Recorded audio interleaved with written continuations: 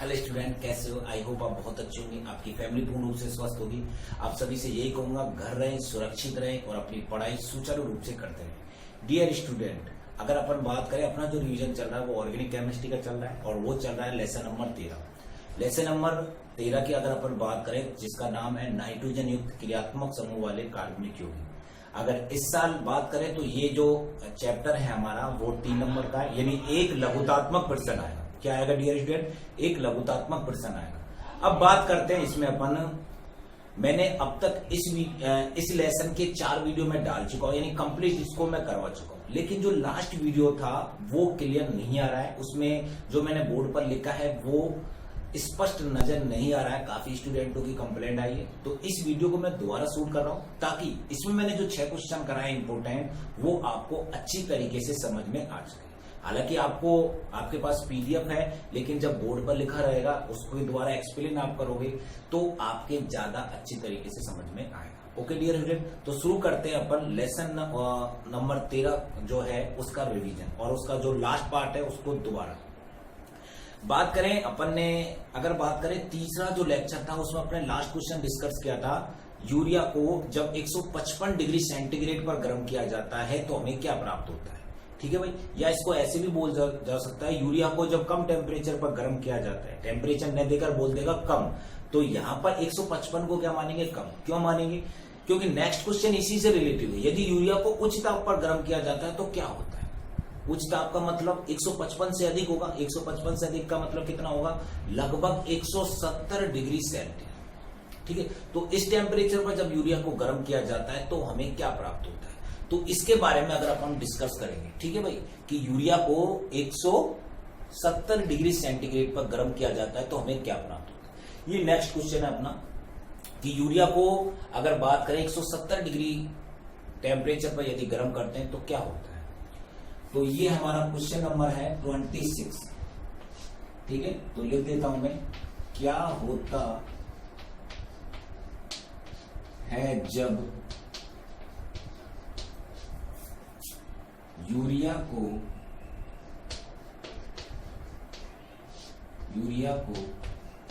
170 degree ताप पर गर्म किया जाता है, गर्म किया जाता है।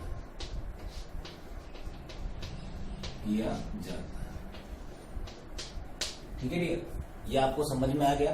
क्वेश्चन क्या है? क्या होता है जब यूरिया को 170 डिग्री ताप पर गर्म किया जाता है। या इस क्वेश्चन को आपसे ये पूछ ले कि यूरिया से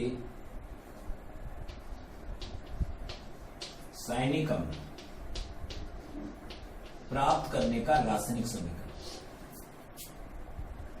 साइनिक अम्ल प्राप्त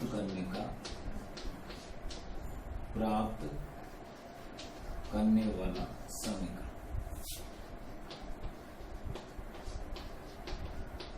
कैसे भी पूछा जा सकता है आपसे, या आपसे ये पूछ लिया जाए यूरिया को उच्च ताप पर गर्म किया जाता है तो क्या होता है।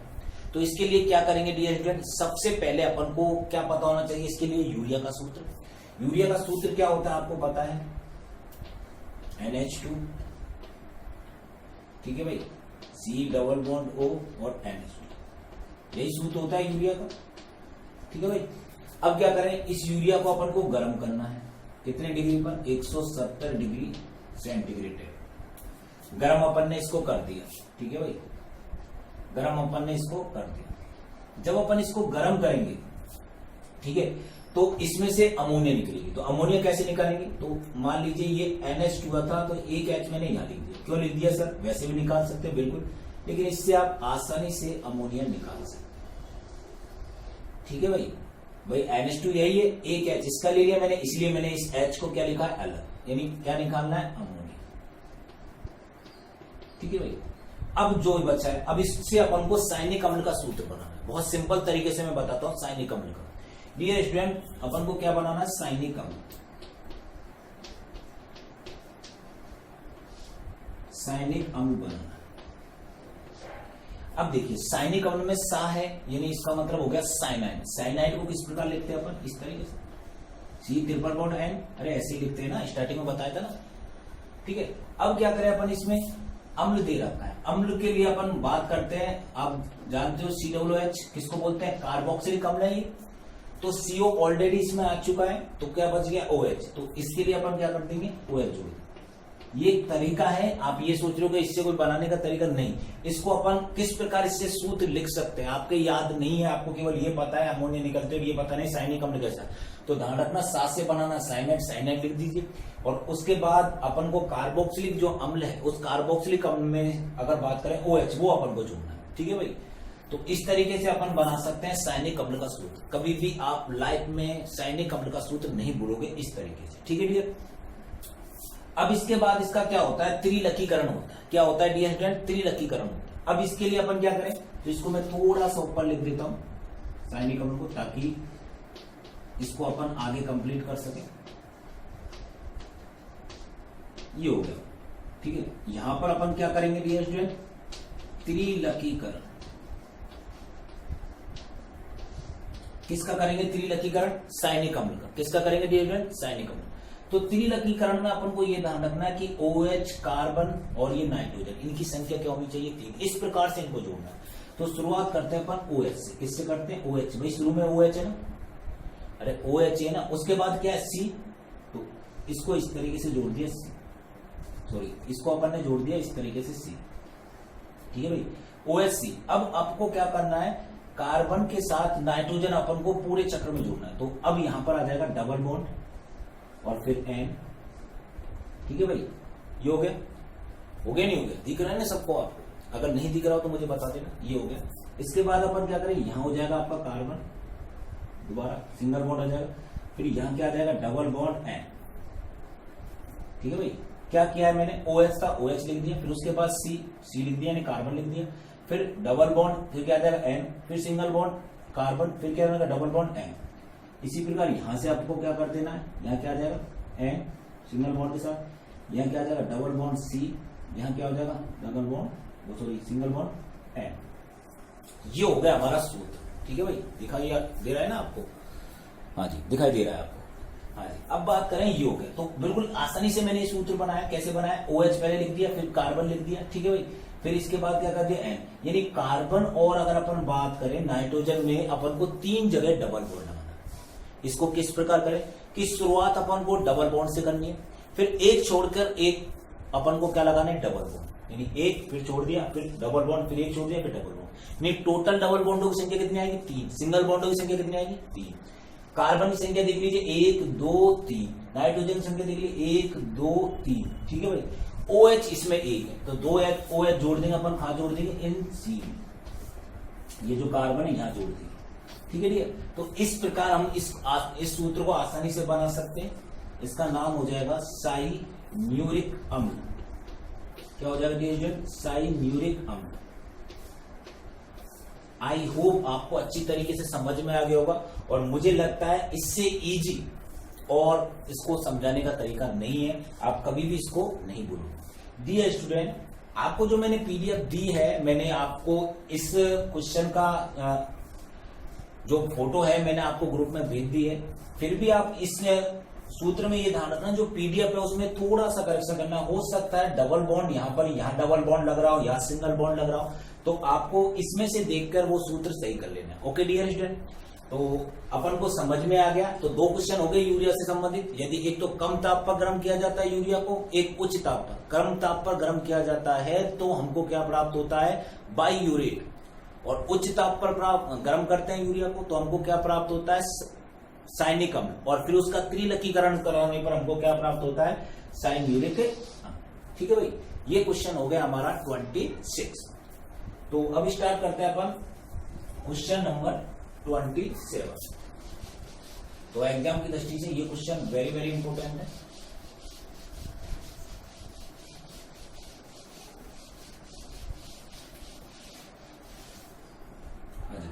क्वेश्चन है आपका अगला 27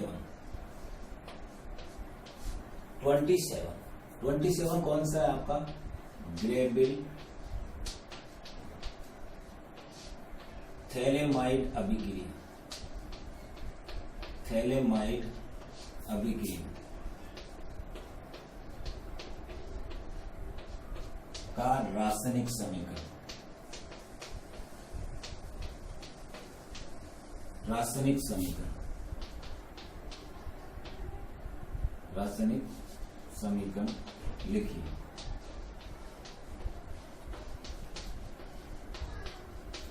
ये क्वेश्चन भी आपका वेरी वेरी मोस्ट क्वेश्चन है, पूछा जाता है एग्जाम में, कई बार पूछा जा चुका है ये आपको। वैसे इसकी हिंदी भी अगर आप बोल रहे हैं तो ज्यादा इंपॉर्टेंट नहीं है, लेकिन ये रिएक्शन बहुत इंपॉर्टेंट है, इसलिए मैंने इसकी हिंदी नहीं कराई है। लेकिन मैं आपको जब इस रिएक्शन को बताऊंगा तो इसकी बाकायदा हिंदी की बात करते हैं। बात करते हैं अगर अपन सबसे पहले ग्रेबिल थैलेमाइड अभिक्रिया होती क्या है, होता क्या है इस अभिक्रिया में। इस अभिक्रिया में क्या होता है कि जो थैलेमाइड होता है उस थैलेमाइड की क्रिया करवाई जाती है क्षार के साथ। कौन सा क्षार? Potassium hydroxide. जब उसके साथ अभिक्रिया करवाई जाती है तो इसमें से जल का अणु निकलता है। जल का अणु जब निकलता है तो इससे हमें जो प्राप्त होता है वो प्राप्त होता है पोटेशियम थैलेमाइड। अब पोटेशियम थैलेमाइड की अभिक्रिया आगे अपन इसमें करवाते हैं एल्किल हैलाइड के साथ। किसके साथ करवाते हैं? एल्किल हैलाइड से। एल्किल हैलाइड से जब अभिक्रिया करवाई जाती है तो हमें जो प्राप्त होता है वो प्राप्त होता है एन एल्किल थैलेमाइड, ठीक है भाई, या एन पोटेशियम थैलेमाइड ये भी बोल सकते हैं। फिर जो हमें प्राप्त होता है उसका अपन जल अपघटन करवाते हैं, और जल अपघटन करवाने से हमको इसमें क्या प्राप्त होता है? हमको इसमें से प्राप्त होता है थैलिक अम्ल और प्राथमिक एमीन। यही अभिक्रिया होती है आपकी क्या? ग्रेबिल थैलेमाइड अभिक्रिया। तो जो कि एग्जाम के लिए वेरी वेरी मोस्ट है, तो आप अच्छी तरीके से इसको तैयार करना। बहुत सिंपल तरीके से बताऊंगा जिससे आप कभी भी इसको नहीं भूल सको। ओके डियर, चलो शुरू करते हैं अपन। इसमें बात करते हैं ग्रेबिल थैलेमाइड। तो सबसे पहले अपन को इसमें पता होना चाहिए जो थैलेमाइड है, इस थैलेमाइड का सूत्र होता क्या है, ठीक है भाई। उसके लिए अपन पढ़ते हैं। तो डियर स्टूडेंट, थैलेमाइड का सूत्र बिल्कुल सिंपल है, जैसे कि बेंजीन वाले बनानी है अपन को इस तरीके से, ठीक है भाई। बॉन्ड को हटाने के लिए डायरेक्ट इसमें मैंने बोला कर दिया तो इसकी बॉन्ड पूरे हो गए। फिर इसमें मैंने कर दिया C double bond O, C double bond O, ठीक है भाई। ये हो जाएगा NH। इसे बोलते हैं डियर टू अपन क्या? थैलेमाइड। क्या बोलते हैं? थैलेमाइड। क्या बोलते हैं इसको अपन? थैलेमाइड, ठीक है भाई, कोई दिक्कत इसमें। अब क्या करना है इसमें, अगर अपन बात करें इसकी अभिक्रिया किसके साथ करवाएंगे अपन? क्षार के साथ। कौन सा क्षार? Potassium hydroxide. जैसे मैंने बोला था, हिंदी दोबारा बता रहा हूं धीरे धीरे, यानी थैलेमाइड की क्रिया किससे कराएंगे? पोटेशियम हाइड्रोक्साइड के साथ। अब अपन को क्या निकालना है? इसमें से जल निकालना है। तो ये एक H आ गया और OH इसमें से अपन ले लेंगे, ठीक है ना। तो क्या निकल जाएगा इसमें से? जल निकल जाएगा। जल निकलने के बाद हमको क्या प्राप्त हो जाएगा इसमें? ये बेंजीन वाले सेम बन जाएंगे, ठीक है। आगे का भी सेम बन जाएगा। कोई चेंज अपन को नहीं करना है कि भाई कोई चेंज नहीं करना है, बस थैलेमाइड से बनाएंगे और कुछ नहीं करेंगे अपन। अपन को कुछ नहीं पता, ठीक है। अब इसमें से OH निकल गया तो यहां बच गया N, यहां क्या बच गया K। आप सभी को पता है नाइट्रोजन क्या होती है? अधातु, इसलिए इस पर क्या आ जाएगा? माइनस। जो आपका पोटेशियम है वो क्या आपकी धातु है, इसलिए यहां पर क्या आ जाएगा? प्लस, ठीक है। ये हो गया, इसका नाम क्या हो गया? इसका नाम हो गया पोटेशियम, पोटेशियम थैलेमाइड। क्या हो गया डियर स्टूडेंट? पोटेशियम थैलेमाइड, ठीक है भाई।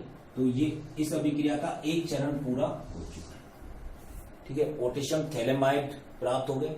अब क्या करेंगे? जैसे कि मैंने बताया था, इस रिएक्शन को मैं यहां से स्टार्ट कर रहा हूं, ठीक है भाई, ताकि आपको दिखाई दे यहां से, ठीक है। दिखाई देगा ना आपको? हाँ जी।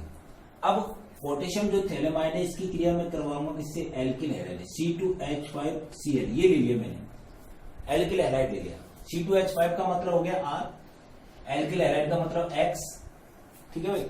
एल्किल हैलाइड का मतलब क्या होगा? X। भाई कहने का मतलब है, यहां लिख देता हूं ताकि आपको दिखाई दे। RX का मतलब, R का मतलब हो गया एल्किल समूह। क्या हो गया? एल्किल समूह। ये जो R है, इस R में मैं मैथिल भी लिख सकता हूं, एथिल भी लिख सकता हूं, ठीक है भाई। तो मैंने मैथिल ले लिया, वो क्या ले लिया, एथिल ले लिया, और यहाँ पर एक्स की जगह क्या ले लिया मैंने, क्लोरीन, यानी ये क्या होगा, एल्किल। जब इसके साथ अपन अभिक्रिया करवाएंगे तो होगा क्या इसमें, अगर बात करें अपन, तो ये जो क्लोरीन है पर क्या चार्ज होता है, माइनस, ये पोटेशियम जो प्लस चार्ज है उसको अपने साथ ले लेता है, ठीक है भाई, बॉन्ड बनाएगा, आयनिक बॉन्ड बनाएगा, तो इस तरह से केसीएल निकल जाएगा। केसीएल जब निकल जाएगा तो अपन के पास क्या बचेगा, सूत्र क्या बचेगा, डियर, थोड़ा सा ऊपर बना देता हूं ताकि आपको दिखाई दे इस तरीके से। बेंजीन वाले बिल्कुल सेम बनेगी, इसमें कोई दिक्कत नहीं है। ये भी C double bond O same बनेगा, ये भी सी डबल बॉन्ड ओ, इस तरह से, ठीक है भाई। क्या करना है, यहां पर बात करें, के चले गया, क्या बच गया, एन, और एन से क्या जुड़ जाएगा, यहां बात करें तो ये भी तो बचा C2H5, यही बचा ना, दिखाई दे रहा है ना आपको, दिखाई दे रहा है ना, चलो हाँ जी। तो ये जो अपन को प्राप्त हुआ इसको अपन बोलेंगे एन एल्किल, मैं ऊपर लिख रहा हूं ताकि आपको नाम दिखाई दे, एन एल्किल थैलेमाइड, या इसको आप बोल सकते हो एन पोटेशियम थैलेमाइड, ठीक है भाई, थैलेमाइड हो गया आपका। अब क्या करें इसमें, मैंने बताया था इसका जल अपघटन अपन करेंगे, तो ये मैंने किसका जल अपघटन करेंगे, एन एल्किल थैलेमाइड, ये जो सूत्र अपन को जो प्राप्त हुआ है ये वाला, इसका अपन क्या करेंगे, जल अपघटन करेंगे। जल के कितने अणु लेंगे अपन, 2 अणु लेंगे। जब जल अपघटन यहां से इन बॉन्डों को तोड़ेंगे तो इसमें से अगर अपन बात करें, एक OH यहां जुड़ जाएगा, एक OH यहां जुड़ जाएगा, अर्थात हमारा जो सूत्र बनेगा वो इस तरीके से बनेगा,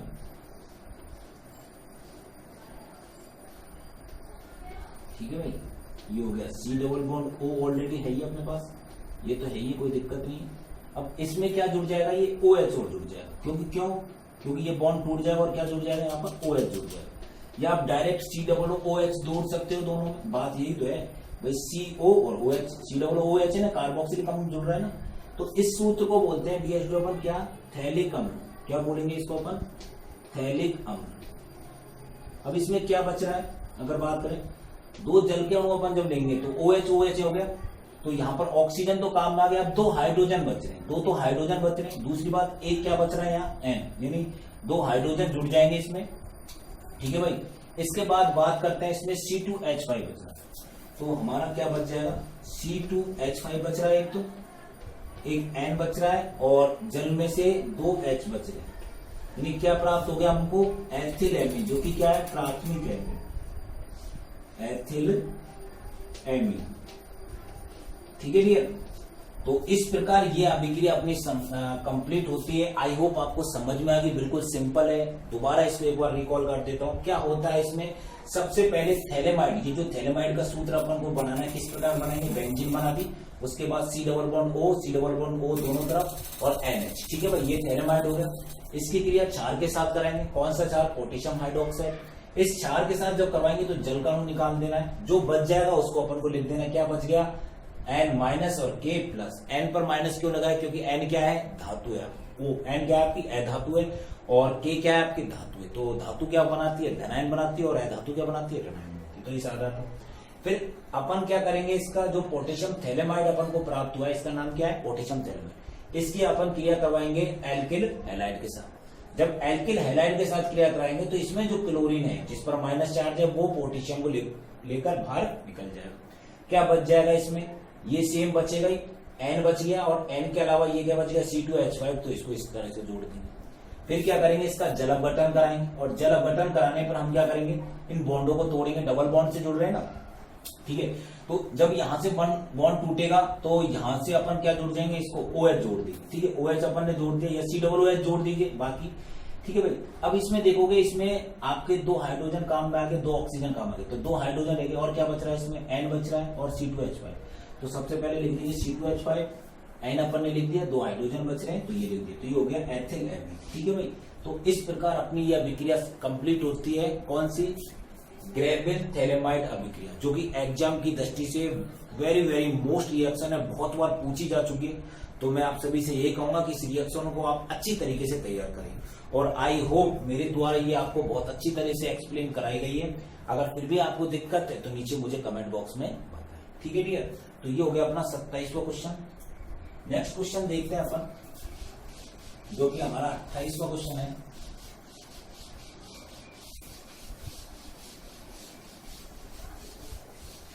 बिल्कुल सिंपल सा क्वेश्चन है। 28वां क्वेश्चन जो है हमारा क्या है डियर स्टूडेंट? 28वां क्वेश्चन है हमारा एमाइड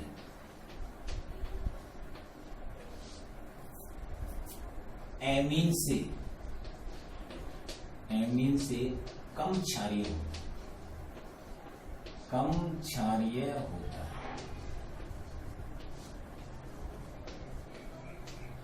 होता है। क्यों?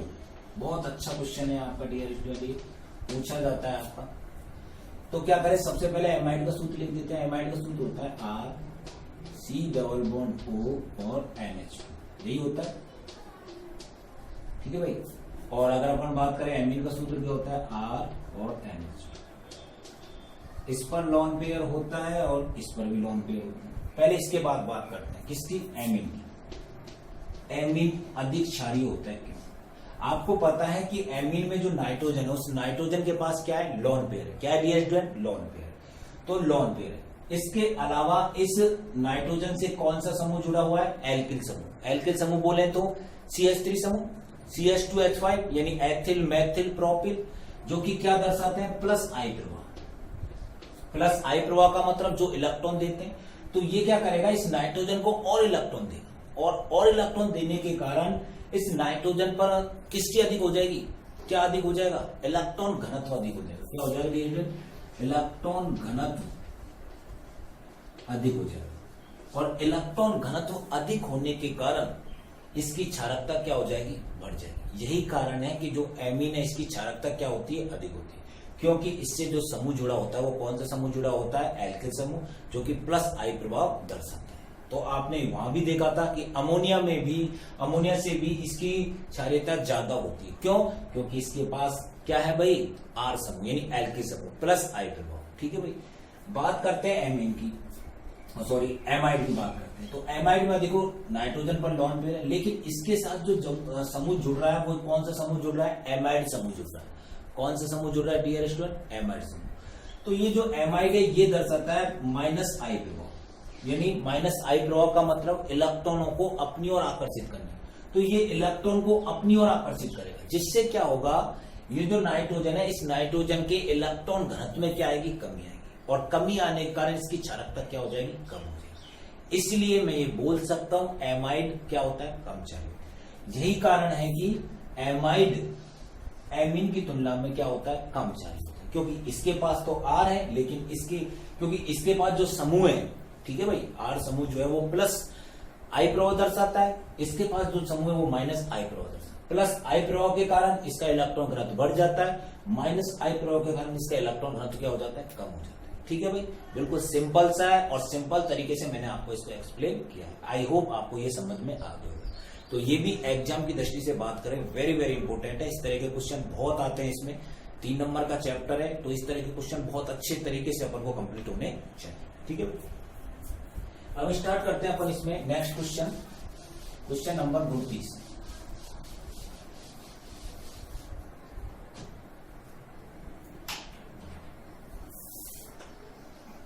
क्वेश्चन नंबर जो 29 है अपना, उस क्वेश्चन में आपको सबसे पहले ये ध्यान रखना है कि आपको एक अभिक्रिया दे रखी है। कौन सी अभिक्रिया दे रखी है? RCONH। ठीक है भाई, इसमें फिर आपको कैटलिस्ट दे रखा है, एक तो दे रखा है ब्रोमीन और एक दे रखा है KOH। ठीक है भाई, इसमें दे रखा है X, फिर आगे इसके बाद कर रखा है उसने CHCl3 और दे रखा है KOH और फिर दे रखा है Y। ये अभिक्रिया दे रखी है आपको दे रखा है नीचे दी गई अभिक्रिया में X और Y। पहला क्वेश्चन इसमें ये है कि X का क्या नाम होगा, दूसरा क्वेश्चन क्या है Y का क्या नाम है, तीसरी बात करें इस अभिक्रिया का नाम क्या है। ठीक है भाई, और इस अभिक्रिया का भी नाम क्या है, दोनों अभिक्रियाओं के नाम बताने हैं। ठीक है भाई, बहुत सिंपल तरीके से है ये, और ये एग्जाम में पूछा जा चुका है इस तरीके से। वैसे मैंने ये रिएक्शन आपको करवा दी है पिछले वीडियो में, लेकिन आपको अभी समझ में नहीं आ रहा होगा। बात करते हैं, पहले इसको अपन खोल के देखते हैं। RCONH2, इसका मतलब क्या हो गया? R का मतलब हो गया CH3 समूह। ठीक है भाई, बात करें C⋯ONH2, आपको पता चल गया क्या है ये? Acid amide. एसिड एमाइड है कि नहीं? आपको याद है एक अभिक्रिया में अपन ने एसिड एमाइड की क्रिया ब्रोमीन और क्षार के साथ करवाई थी, याद है? कुछ नहीं है? नहीं है तो एक ट्रिक्स बताता हूं आपको। एमाइड, ठीक है भाई, शायद नहीं दिख रहा आपको, इसको मैं नीचे लिख देता हूं यहां पर। एमाइड, अब दिख रहा है? एमाइड बेबी को बेस पसंद है, पहली अम्मी, ये टिक्स लिखवाई थी ना आपको। कौन सी अभिक्रिया में? हाफमान ब्रोमाइड अभिक्रिया में। अरे याद है कि नहीं है? एमाइड, एमाइड हो गया, फिर बेबी से हो गया ब्रोमीन, बेस से हो गया आपका क्षार KOH, पहली अम्मी से क्या बनेगा? प्राथमिक एमीन। यानी मैं ये बोल सकता हूं इस X की जगह क्या आ जाएगा? X की जगह आ जाएगा RNH2, प्राथमिक एमीन। ठीक है भाई, इसलिए तो मैंने ट्रिक्स बताई है कि एमाइड बेबी को क्या पसंद है? बेस पसंद है, पहली मम्मी। एक बच्चा कह रहा है अपनी मम्मी से कि जो अपनी जो एमाइड है ना बेबी, उसको क्या पसंद है? बेस पसंद है। ठीक है भाई, सॉन्ग सुना है ना आपने? तो उसी के आधार पर ये मैंने टिक्स बनाई है। आई होप आपको अच्छी तरीके से हाफमान ब्रोमाइड अभिक्रिया कंप्लीट हो गई होगी। तो इस तरीके से जब अपन को रिएक्शन कंप्लीट है ना, तो इस तरह के जो अभिक्रियाएं होती है उनको अपन आसानी से सॉल्व कर सकते हैं। ये नहीं है कि अपन को ये क्वेश्चन सॉल्व नहीं होते। जिस चैप्टर में जितने ऐसे क्वेश्चन है उन सबका मैं सॉल्यूशन बताऊंगा और इसी तरीके से बताऊंगा कि आप आसानी से सॉल्व कर सको, जो कि एग्जाम की दृष्टि से वेरी वेरी इंपॉर्टेंट है। ठीक है भाई, बात करें इसमें वाई की। अब इसमें वाई देख लो, वाई अब देखिए इसमें ये हो गया प्राथमिक एमीन, यानी यहां पर मैं क्या लिख दूं? RNH। ठीक है भाई, ये लिख दिया। अब प्राथमिक एमीन की क्रिया अपन क्लोरोफॉर्म और किसके साथ करवा रहा है? क्षार के साथ। कुछ याद आया? नहीं आया? बिल्कुल याद नहीं आया? चलो मैं बता देता हूं क्या करेंगे इसमें। आपको याद है एक ट्रिक्स लगाई थी इसकी भी, एक केमिस्ट्री से RNC में पड़ेगा। आपको याद है? ए से हो गया अंकित कुमार केमिस्ट्री, अंकित कुमार केमिस्ट्री से पढ़ना। ठीक है भाई, आर से क्या हो गया? रोना नहीं केमिस्ट्री में पड़ेगा। यदि अंकित कुमार केमिस्ट्री से, यदि आप केमिस्ट्री पढ़ते हो तो केमिस्ट्री में आपको रोना नहीं पड़ेगा। ये ट्रिक्स बनाई थी मैंने आपको। ठीक है, कौन सी कुछ अभिक्रिया याद है? कुछ नहीं है? चलो मैं ही बता देता हूं। कार्बिल एमीन अभिक्रिया आया कुछ याद? कार्बिल एमीन अभिक्रिया। ठीक है भाई, तो कार्बिल एमीन अभिक्रिया में आपको पता है क्या प्राप्त होता? RNC। तो Y की जगह क्या आ जाएगा? RNC, यानी इसका नाम क्या है? R का मतलब एल्किल, NC का मतलब हो गया आइसोसाइनाइड, यानी क्या प्राप्त होता है इसमें अपन को? Alkyl isocyanide. ठीक है भाई, तो क्वेश्चन नंबर 29 में हमसे ये पूछा गया था X और Y का नाम। तो X का हो गया प्राथमिक एमीन, इसमें आ जाएगा RNC, यानी एल्किल आइसोसाइनाइड। ये अभिक्रिया कौन सी है? ये है हाफमान ब्रोमाइड अभिक्रिया। ठीक है भाई, और ये अभिक्रिया कौन सी है? कार्बिल एमीन अभिक्रिया। ठीक है भाई, ये ऑलरेडी मैं आपको पहले बता चुका हूं। तो इस तरीके से क्वेश्चन आते हैं। आई होप आप इन प्रकार के क्वेश्चनों को सॉल्व कर सकते हो, लेकिन तभी सॉल्व कर सकते हो जब आपको मेन रिएक्शन के बारे में जानकारी हो। और बहुत सिंपल है, जितनी मैं रिएक्शन बता रहा हूं उन क्वेश्चन को पढ़ जाइए और आपको कुछ पढ़ने की इसमें आवश्यकता नहीं है। ठीक है भाई, अब अपन पढ़ते हैं क्वेश्चन नंबर 30।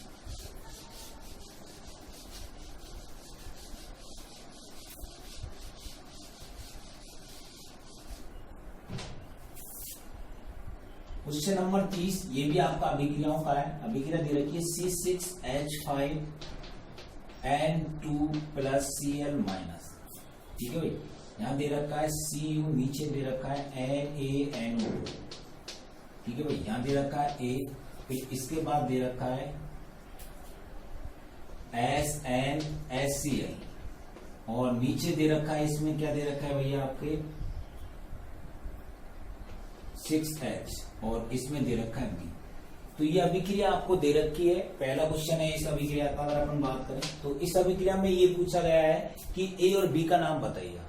आपको पता है ये डाइएजोनियम लवण है, डाइएजोनियम किसके साथ अभिक्रिया कराएंगे तो अपन को क्या प्राप्त हो जाएगा डियर स्टूडेंट, नाइट्रोबेंजीन। पिछले वीडियो में मैं करवा चुका हूं, क्या प्राप्त हो जाएगा, नाइट्रोबेंजीन प्राप्त हो जाएगा, यानी डाइएजोनियम लवण से अपन क्या बनाएंगे, नाइट्रोबेंजीन। ठीक है भाई ये क्या हो जाएगा, यहां से ये निकल जाएंगे, N2 निकल जाएगा और क्या निकल जाएगा, NCl निकल जाएगा, और ये जो NO है ये किससे जुड़ जाएगा, इस बेंजीन वाले से जुड़ जाएगा। ठीक है भाई, आई होप आपको समझ में आ गया होगा। भाई क्या करेंगे, N2 निकल जाएगा और ये इसके साथ जुड़ जाएगा, किसके, सोडियम के साथ, क्या बच गया, NO2, तो NO2 जुड़ जाएगा, क्या हो जाएगा ये नाइट्रोबेंजीन। बिल्कुल सिंपल सी अर्धपूरित अभिक्रिया आती है, उनको अपन कर सकते हैं, लेकिन इनको तभी कर सकते हैं जब अपन को रिएक्शन के बारे में जानकारी हो।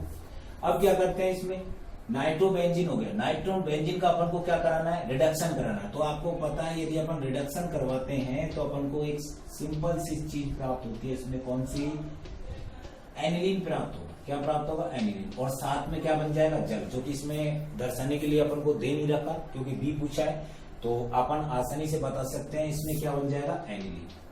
नाइट्रोबेंजीन का करवाया ना अपने रिडक्शन, पिछले रिएक्शन में करवाया नहीं करवाया, देखना आप पिछले वीडियो में, उसमें आपको मिल जाएगा कि वहां पर नाइट्रोबेंजीन का अपन जैसे ही अम्लीय माध्यम में रिडक्शन करवाते हैं तो अपन को एनिलीन प्राप्त होगा। तो ये इस क्वेश्चन का जवाब। ठीक है भाई, आई होप बिल्कुल सिंपल से क्वेश्चन है और आपको समझ में भी आ गया होगा।